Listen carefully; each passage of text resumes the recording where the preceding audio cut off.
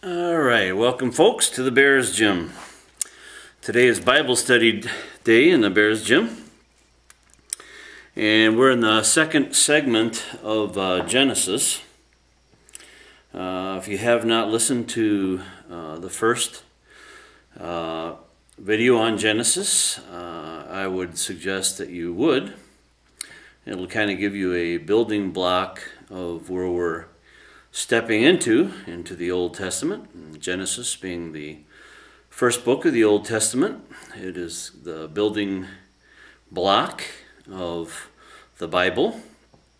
It kind of gives us a bird's eye view, looking back of what God did in the beginning that we know. History, as far back as we know it. Farther back than that is only subject to opinions, the intellectuals, thesis on theories of what creation is, where it came from, how did this all come to be, and so forth. Once again, those are all theories. There's nothing in writing. We don't really know. God knows, and one day He'll tell us all that. But until then, He gave us, in the beginning, Genesis, as a building block of, our history. To look back, say, okay, this is what happened. And His plan then was slowly unveiled to mankind to understand what God was attempting to do with this creation, with this world, and with us as His people. So we move on to Genesis, the second segment. This is Genesis 101, Part 2. We're picking up in verse 14. We talked a little bit in the first segment about what it meant to create. I gave a little bit of touch base on Adam, man, and women as they were created. A little bit we touched on that last week, and we'll touch on that further as we move along into the first couple of chapters of Genesis. And now we're getting into the end of the third day, and we're picking up in the fourth day. Chapter 1, verse 14. And God said, "Let there be lights in the firmament of the heaven to divide the day from the night, and let them be for signs and for seasons and for days and years. And let them be for lights in the firmament of the heaven to give light upon the earth." And it was so. And God made two great lights, the greater light to rule the day, and the lesser light to rule the night. He made the stars also. And God set them in the firmament of the heaven to give light upon the earth, and to rule over the day and over the night, and to divide the light from the darkness. And God saw that it was good. And the evening and the morning were the fourth day. So you see here on the fourth day is the first time we have a sun and we have a moon. And it says, as a side note, He also made the stars. Okay, a little bit later on, we see that God made Adam, and Adam was special than the other men and women that God created on the earth. We talked about that last week. In my opinion, once again, my opinion, because we weren't there, I believe that God created men and women to populate the earth, and it kind of is talked about later in this first 6 to 8 period, but that He also created Adam, which would have happened on the third day. It was special. Everything else here, He spoke. God spoke. God said, let the waters under the heavens be gathered. God said, let there be lights. But see, Adam was different. He took Adam, took him from the dirt of the earth and breathed life into him. And then he took Adam and put him in the Garden of Eden. And that is special aside from all the other men and women that he created to be upon the earth. Obviously, because he was the first. He was the most special, and he was actually created on a different day than most of the other men and women were created that were on the earth. That's the way it is. You add it all up and it makes sense, because, you know, who did Cain marry? Who was Cain afraid of? You know, all those answered in this segment here, where he created man, and the gardens and the trees had not brought forth fruit and had come up. And yet by the end of day 3 here, that was happening. And we see later that Adam was very special. Okay, and so once again, it's not you know, chiseled in stone because we weren't there, but that's the solve the riddle to many problems of people just saying, well, there was Adam and Eve, and then, you know, they had kids, and the kids married one another and had incest. You know, it's like, no, I don't believe that at all. You know, I was taught that my whole life. Well, Adam and Eve, you know, their kids, you know, probably married a distant cousin. No. If it was just Adam and Eve, then they would have had to have practiced incest. Okay? There wasn't a cousin anywhere, because somewhere in there, a brother and sister had to marry. So, in my opinion, my belief that the Bible tells us that Adam was created on the 3rd day here, before all the vegetation had sprung forth, and before the sun and the moon were even created. There was light and day, but the sun wasn't there. It was light as God would have it, just like in the New Jerusalem. There's light, but it doesn't mean that he needs to have a sun revolving around it. Okay, God can do whatever he wants to do, and so that's the answer to the riddles, many of the riddles, I believe. Anyway, I'm not a weirdo. It's just there's got to be an answer, and the Bible tells you something somewhere else that's wrong or right. Then you have to search for answers of, well, then what could this be? Okay, and to be honest, we never really heard Bible teachers preach about this and teach about it. They don't really have the answer to the riddle, so they just, well, he just married probably some cousin around. No. If it was just Adam and Eve, they would have had to marry. Sister and brother would have had to marry and had kids. And God forbade incest. So I don't believe that was ever the answer, but that God created Adam on the 3rd day, put him in the Garden of Eden, because there wasn't yet vegetation growing on the earth, as it says in chapter 3, and yet that's when he was created. Okay, and he was special.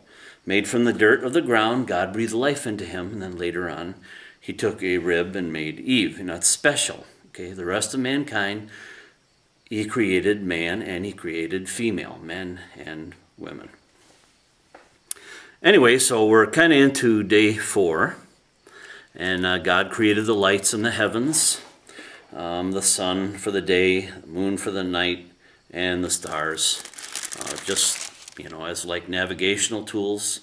In the old days, you know, now we have GPSs, satellite navigation, but in the old days where they relied heavily upon, you know, they had the little jobs with the, you know, the rotating degrees, okay, picking up the North Star or Orion's belt, and they navigated by that at the time of the day, you know, at the same time every day, so they kind of see like what direction they were going, and they kind of used that. So the stars were important. Anyway, let's move along here. We pretty much finished up the 4th day. And now we move into the 5th day in verse 20. And God said, let the waters bring forth abundantly the moving creature that hath life, and fowl that may fly above the earth in the open firmament of heaven. Okay, so here we have the seas, and we have the air, the sky, the heavens, the firmament, but there's no birdies flying around, and we have no fish swimming around in the waters yet. And so this is changing on day 5 here. And God said, once again, here, this is how God created. God said. God spoke, it happened. All right, Adam was a little different. God took dirt and breathed into it.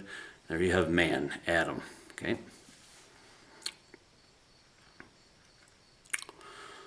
All right, so the birdies, fishes were created. Verse 21. And God created great whales, and every living creature that moveth, which the waters brought forth abundantly after their kind, and every winged fowl after his kind. And God saw that it was good. And God blessed them, saying, Be fruitful and multiply, and fill the waters in the seas, and let fowl multiply in the earth. And the evening and the morning were the 5th day. All right, so 5th day, we had a lot of activity. The seas brought forth fishes, great whales, the, quote, sea monsters of olden day, whatever they may be. You know, maybe the leviathans, the sea serpents, the huge ocean-going beasts that swam about. Those were all created. Wherever they came from God, and they were created. So that was day 5, pretty much in a nutshell. The creatures of the air and the creatures of the waters, or the seas and the oceans. That was the 5th day. All right, we're moving on now into the 6th day. And God said, Let the earth bring forth the living creature after his kind, cattle and creeping thing, beasts of the earth after his kind, and it was so. And God made the beasts of the earth after his kind, and cattle after their kind, and everything that creepeth upon the earth after his kind, and God saw that it was good. Once again, we have this situation here where it says, God said. God spoke, woof, it happened. In his magnificence, God can speak things into being and create. Once again, I hate hammering on this, but Adam was a little different. He took dirt and he breathed into it. You know, I just want you to grasp that, you know, before we move along, cranking into day 6 here. And God said. So we have the earth now. First we had the air, now crawling with the birdies and, you know, hawks and crows and so forth flying around. Then we had the seas, the fishies, the whales, the great sea monsters, so forth in the seas. The 6th day, now we have your basic animals, the cows, bulls, pigs, so forth. And God saw that it was good. Verse 26. Now God says something very interesting. And God said, Let us make man in our image, after our likeness, and let them have dominion over the fish of the sea, and over the fowl of the air, and over the cattle, and over all the earth, and over every creeping thing that creepeth upon the earth. So God created man in his own image. In the image of God created he him, male and female created he them. So when he created mankind upon the earth, he created man and women, men and women at the same time. Okay, he didn't create just Adam over there and then a time frame, you know, was elapsed before he took a rib from Adam and made Eve. At this point in time, on day 6, he created mankind in his image, which is separate from him creating Adam on the 3rd day. He created man and he created woman on the 6th day, and he said, populate the earth. Okay, populate the earth. When he created Adam, he created somebody special that he could keep for his own, keep to himself, in the Garden of Eden, a perfect situation, a perfect scenario, and cater him into the woods and whatever trees were in there. And eventually he realized that he also needed to have a female for Adam, And obviously problems eventually happened there with Eve and the serpent and the fruit that she took, where God told him not to, and she brought that on. But anyway, at this point in time, God created men and women upon the earth. Male and female, he created them. Once again, you see here it says, and God said. God said, God spoke, whew, males and females on the earth. Now, how many was there? Don't know. Bible doesn't say. Did he create male and female for every continent? Don't know. Were they only indigenous to the Middle East region? Once again, we don't know. God didn't give us all those details. He didn't need to, and it really wouldn't have helped us. It doesn't matter. But the point being is, he did. All right, let's move along. And God said, behold, I have given you every herb bearing seed which is upon the face of all the earth, and every tree in which is the fruit of a tree yielding seed, to you it shall be for meat. And to every beast of the earth, and to every fowl of the air, and to everything that creepeth upon the earth, wherein there is life, I have given every green herb for meat. And it was so. And God saw everything that he had made, and behold, it was very good. In the evening and the morning were the sixth day. Now, we got the kind of the broad view of what happened in the 6 days of creation. As we check into the second chapter next time, we're not going to crack into that today. We're going to talk about the 6th day a little bit, and but next time, I don't want to say next week because I don't know if it's going to be next week, but soon, when we crack into chapter 2 in our Genesis study, we're going to talk a little bit about what happened on day 3 when God created Adam, specially, and put him in the garden. He took him from the dirt, breathed into him, and that was special. Whereas when male and female were created here, it says, and God said, or God spoke. And there you have it, okay? All right. One of the interesting things, and you hate to deny it, or even, you say, well, okay, I never really thought about it, but it makes sense. Mankind were vegetarians. I'm not a vegetarian. I hope I never have to be.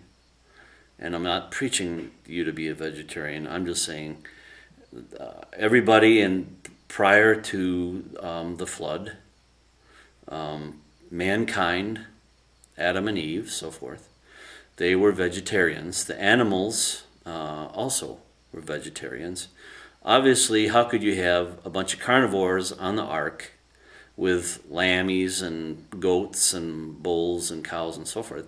They'd be eating one another, okay? So no, they were vegetarians. They ate grain, grass, straw, herbs, fruit, like that. They were vegetarians. It's true. The Jesus people and the hippie movement, were kind of right. They said, well, in the beginning they were vegetarians. Yep, that's true. Very true. But somehow in our diet in this day and age, for whatever reason, you need meat, you need protein, and what they had back then, what the oxygen content in the air and the fruit and the vegetables, the nutrition content, I don't know if it was, but I'm assuming it probably was much higher, because I know as a man that works and lifts weights and so forth, you need meat. All right, you need meat in your body to work hard, to lift weights, to be a man. In my opinion. But there are people groups out there that eat a lot of vegetable matter. Certain countries, and the rulers of the countries kind of push this issue. Because they don't want all the people eating their T-bone steaks. So they tell them, you know, like in India, oh, the gods want you to eat rice and let the cows walk through your garden and trample your food. But in reality, you know, they just want all the people, don't want all the people eating their T-bone steaks walking around. They want to eat them. So they have some religious rule about it. But anyway, later on, God said, all foods are clean for you to eat, and you can eat, you know, as you wish.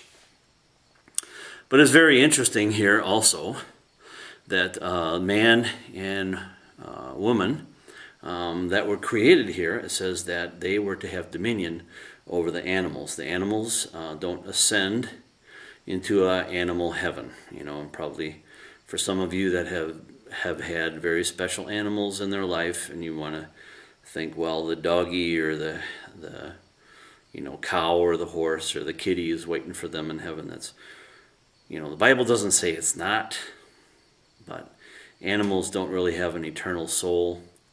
But I guess that doesn't really mean that they're not in some type of animal heaven. So let's just say, well, there's hope for you animal lovers that think there's a doggy heaven, okay? I love my dog too. I got a big, you know, St. Bernard, and he's like a son. And so I wish him well too when that day comes. And, you know, I think, well, maybe I will see him in heaven in some fashion. I don't really know. So I'll just say there's some hope for you, because the Bible doesn't say no, all animals go to hell or all animals just dissipate. You know, the Bible only dictates to us that born again Christians have an eternal heavenly Heiligen Geister, Heiligen Spirit, Holy Ghost, that's dwelling in them, because the Holy Spirit has put a little bit of himself in us when we turn to Jesus Christ. And that makes us different from all the other men and women walking around on the earth. And animals, they're basically just referred to as souls. The souls in the seas. Souls in the air, souls on the land. And that's why God really doesn't, you know, is not an animal activist. When it's time to sacrifice the sheep, they did it. They sacrificed the Passover lamb, you know, the red heifer, whatever. There was no, oh, poor little thing. No, they were meant for food. Animals were meant for food eventually after the flood. And but eventually that kind of all happened. But now let's roll back the clock. We're back to the beginning now. Everybody's vegetarians. And so those of you that are vegetarians, I guess you can be kind of happy about that. And you know, fact is, probably the vegetarian diet is good as long as it's kept clean. You know, you get, we're not cows and animals, so, you know, if we eat a lot of, you know, raw vegetables and all that and it hasn't been cleaned properly, we can also get very sick. So, you know, it's a kind of a catch-22, Kobayashi Maru kind of a thing, where like a no-win situation. You want to be healthy, but you want to make sure you don't get E. coli poisoning because it came from some farm that wasn't clean, you know. So that's the other thing, unless it comes from your garden and you know where it came from and so forth. And anyway, we made really good time, and I'm kind of shocked, but this is going to be a short study today as we finished up Genesis chapter 1. Next time, once again, we'll be in Genesis chapter 2. And so until next time, this is Bear Paw 7 from the Bears Gym on a beautiful Sunday evening here in Wisconsin. And God bless you.